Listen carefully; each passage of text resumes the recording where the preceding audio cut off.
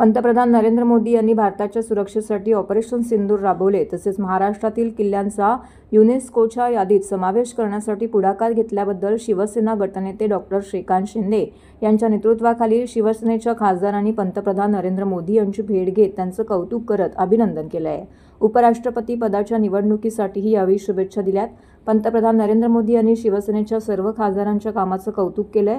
शिवसेनेच्या शिष्टमंडळामध्ये गटनेते डॉक्टर श्रीकांत शिंदे, प्रवक्ते खासदार नरेश म्हस्के यांच्यासह खासदार श्रीरंग बारणे, धैर्यशील माने, रवींद्र वायकर, मिलिंद देवरा, प्रतापराव जाधव इत्यादी उपस्थित होते।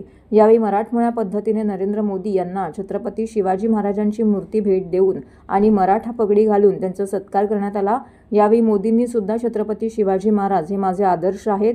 मी ज्यावेळी लोकसभेची निवडणूक लढतो आणि पंतप्रधान पदाच्या शर्यतीत आलो त्यावेळी रायगडावरती जाऊन प्रथम छत्रपती शिवाजी महाराजांचं दर्शन घेतलंय, त्यांची आराधना केली आणि नंतरच पंतप्रधान झालो अशी आठवण यावेळी त्यांनी जागवली। प्रत्येक भारतीय आणि विशेषतः महाराष्ट्र राज्यातील प्रत्येक नागरिक अभिमान आणि भावनांनी भरलेला आहे।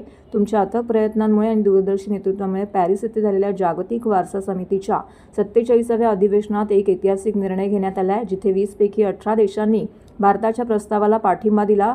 छत्रपती शिवाजी महाराजांनी स्थापन केलेले 12 किल्ले युनेस्को जागतिक वारसा यादीमध्ये समाविष्ट करण्यात आलेले आहे। हे भारताचे 44वे जागतिक वारसा स्थळ आहे, त्यामुळे आपण जगाच्या 6व्या आणि आशिया पॅसिफिक प्रदेशात दुसऱ्या क्रमांकावरती आहोत, अशी भावना यावेळी शिवसेना खासदारांनी मनापासून व्यक्त केली आहे।